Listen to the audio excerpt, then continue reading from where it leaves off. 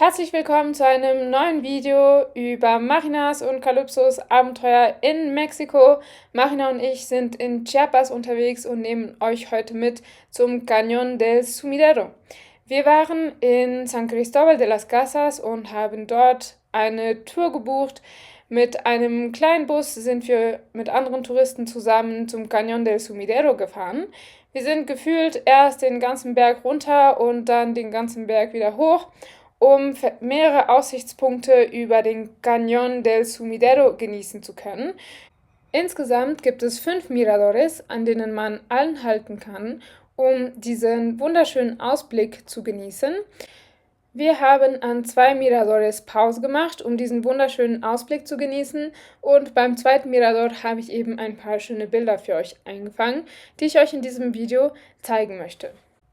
Außerdem werden wir uns den Canyon auch von unten aus anschauen, das heißt vom Fluss aus. Dieser Fluss heißt Grijalva, er fließt durch den Canyon und ist bis zu 250 Meter tief, also wirklich sehr, sehr tief. Und der Canyon ist an seinen höchsten Stellen bis zu 1300 Metern hoch. Auf dieser Tour ist also Höhenangst vorprogrammiert, falls ihr da ein bisschen sensibel seid, aber auch wirklich sehr, sehr beeindruckende Erlebnisse, denn das Auge kann es gar nicht so sehr fassen, wie groß und mächtig dieser Canyon wirklich ist. Ich kann euch also nur wärmstens empfehlen, wenn ihr eine Reise nach Mexiko plant, den Bundesstaat Chiapas mit einzubeziehen und erstmal zur Hauptstadt Tuxtla zu fliegen. Tuxtla ist eben nur ein paar Kilometer entfernt vom Cañón del Sumidero. In der Regel übernachtet man aber eher in San Cristóbal de las Casas, weil San Cristóbal de las Casas ein sehr schönes, idyllisches Dörfchen ist, wo man auch wirklich sehr schöne Dinge unternehmen kann. San Cristóbal de las Casas habe ich euch in einem anderen Video vorgestellt, das ich euch sehr, sehr ans Herz lege, euch auch anzugucken. Aber zuerst lasst bitte diesen Canyon, diese wunderschönen Bilder auf euch wirken. Das kann man sich gar nicht so richtig vorstellen, wenn man das nur auf dem Bildschirm sieht. Selbst wenn man da oben auf dem Mirador steht, sind diese Größenverhältnisse einfach so wahnsinnig, dass man das gar nicht so richtig nachvollziehen kann, wie groß das tatsächlich ist. Die Videos hier geben euch aber sicherlich einen sehr guten Vorgeschmack, wie das hier aussieht, und wecken auch ganz sicher eure Lust, eine Reise nach Mexiko zu planen. Nachdem wir eine Weile auf dem Aussichtspunkt verweilen durften, sind wir runtergefahren zum Einstiegspunkt in diese kleinen Boote, die ihr hier sehen könnt. Auf dieser Karte könnt ihr sehen, dass wir uns gerade unten links bei dem Krokodil befinden und mit dem Boot runterfahren werden bis Chiapa de Corzo. Das ist ein ganz hübsches Dorf. Die Fahrt mit dem Boot dauert zwischen 1 bis 2 Stunden und ist wirklich unvergesslich. Auf dem Boot seht ihr mich eine Jicama essen. Jicama ist eine Art Kohlrabi, aber diese Art ist eher süßlich und sehr bissig, also ideal zum Naschen. Vor allem wenn man Durst hat, ist es sehr wässrig und sehr erfrischend. El paseo en el Cañón del Sumidero. T'as eu ta petite bière? Ouais, je te filme.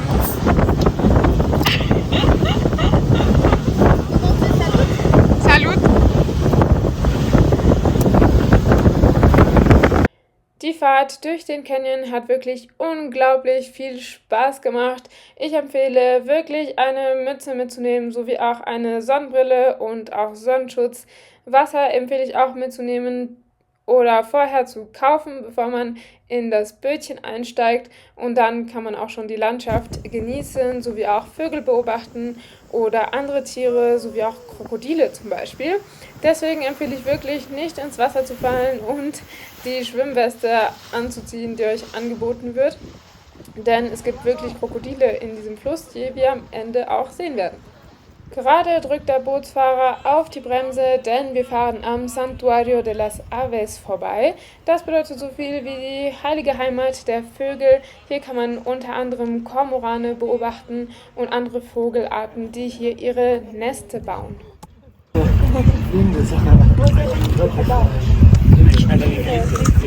Coucou.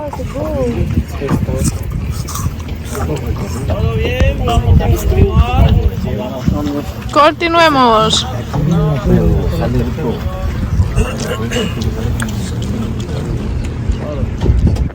Schaut euch nur diese atemberaubenden Felsen an, die aus dem Wasser entspringen.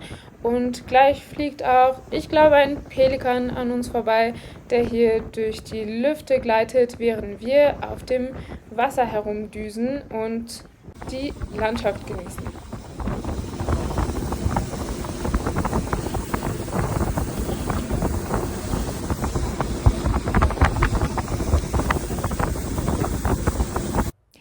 Bei der Fahrt durch diesen Canyon bekommt man wirklich zu spüren, wie klein wir Menschen sind und wie mächtig und groß, stark und vor allem auch schön die Natur ist.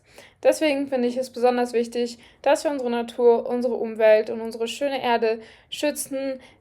Es reicht, finde ich schon, wenn man klein anfängt, zum Beispiel indem man sich Gewohnheiten aneignet, wie dass man seinen Müll immer mitnimmt oder versucht, Plastik zu vermeiden, sowie auch Früchte und Gemüse der Saison isst, aber auch Menschen, lokale Menschen unterstützt, damit sie diese Natur auch weiterhin schützen können und wir alle was davon haben. Mit scharfen Augen und einem super Tourguide wird man auch auf kleine Wasserfälle aufmerksam, die aus den Felsen entspringen, so wie das hier auf der rechten Seite der Fall ist. Aktuell ist der Wasserfall eher klein, weil es wahrscheinlich nicht so viel geregnet hat, aber trotzdem wirklich sehr schön zu beobachten. Und nun fahren wir weiter durch die Felsen durch und wollen hoffentlich bald den höchsten Punkt des Canyons erreichen und das auf uns wirken lassen. Auf dem Weg durften wir noch die Cueva de los Colores, das heißt die Höhle der bunten Farben, uns anschauen. Wirklich sehr, sehr schön. Davon habe ich, glaube ich, keine Bilder gemacht, denn ich möchte euch nicht alles verraten. Aber nun kommen wir zum Árbol de Navidad. Das ist der sogenannte Weihnachtsbaum. Das ist dieser super interessante und vor allem wunderschöne Wasserfall, den ihr hier sehen könnt. Der Felsen wird hier durch den Wasserfall von Moos und von Mineralien dekoriert, sodass diese wunderschöne, super interessante Formation entsteht. Und der Legende nach, wenn man einen Tropfen von diesem Wasserfall abbekommt, verjüngert man automatisch um 5 Jahre. Lasst uns das also mal ausprobieren. Marina und ich haben uns diese Verjüngungskur also nicht entgehen lassen und sind vor allem auch nicht aus dem Staunen wieder herausgekommen. Wirklich super, super schön. Von allen Seiten ein Wahnsinnsanblick, der unsere Natur eben schützenswert macht. Und so sieht es von unten aus, wenn man das Jugendelixier bekommen darf. Wir fahren weiter, denn wir wollen einen Blick erhaschen vom höchsten Punkt des Canyons und ich bin schon super gespannt drauf. Ich finde es auch super, super schön, wie das Licht an unterschiedlichen Stellen in den Canyon hineinfällt und dadurch verschiedene Schatten produziert, sowie auch unterschiedliche Farbtöne entstehen.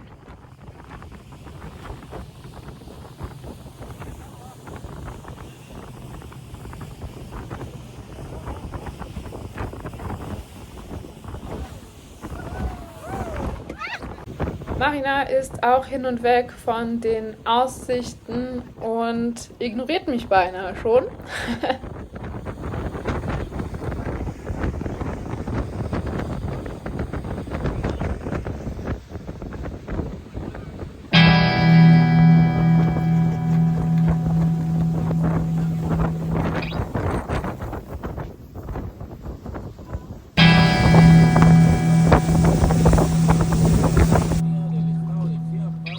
Wir haben es nun zum höchsten Punkt des Canyons geschafft, der ca. 1300 Meter hoch ist. Das ist wirklich unfassbar hoch und kann man sich gar nicht so wirklich vorstellen. Trotz seiner Schönheit ist dieser Punkt mit einer eher traurigen Geschichte verbunden, denn zu Zeiten der Kolonisation sind viele Indigene von diesem Felsen heruntergesprungen, denn sie hatten die Wahl zwischen Sklavensein oder sich das Leben zu nehmen. Deshalb haben laut dem Bootsführer 7000 Menschen ihr Leben hier gelassen, um nicht in die Sklaverei zu verfallen. An dieser Stelle sind wir eben auch angehalten und alle durften Fotos machen, denn es ist zweifelsohne die beeindruckendste Stelle des ganzen Canyons. Und ich habe euch nicht zu viel versprochen. Zum Schluss haben wir wirklich Krokodile im Wasser schwimmen sehen, sowie auch am Ufer. Ein bisschen gruselig, aber auch super interessant. Diese Exemplare sahen circa 2 bis maximal 3 Meter lang aus. Ich glaube, viel größer werden die Krokodile hier auch nicht. Deswegen, wenn man auf dem Boot bleibt, ist man auf jeden Fall in Sicherheit und kann diese sehr interessanten und auch uralten Reptilien beobachten. Es handelt sich hier um die letzte Attraktion von der Tour durch den Cañón del Sumidero. Wir sind alle heil angekommen in Chiapa del Corzo. Chiapa del Corzo ist ein hübsches Dorf, von dem ich leider keine Fotos gemacht habe, denn ich lade euch ein, selbst hinzufahren, diese Tour zu machen und euch Chiapa del Corzo anzuschauen, sowie dort auch etwas Leckeres zu essen und ein bisschen zu entspannen, bevor man wieder von seinem Tourbus abgeholt wird. Wir sind dann wieder zurück nach San Cristóbal de las Casas gebracht worden. Jetzt, wo ich das Video schneide, kann ich es kaum glauben, dass ich diese Tour wirklich gemacht habe, und es ist für mich auf jeden Fall ein Traum in Erfüllung gegangen. Zum Schluss ein hübsches Foto vom Sonnenuntergang in San Cristóbal de las Casas. Die Sonnenuntergänge in den Bergen dort sind wirklich atemberaubend und die Farben wirken ganz, ganz anders. Es ist wirklich eine Reise wert. Bis zum nächsten Video. Ciao!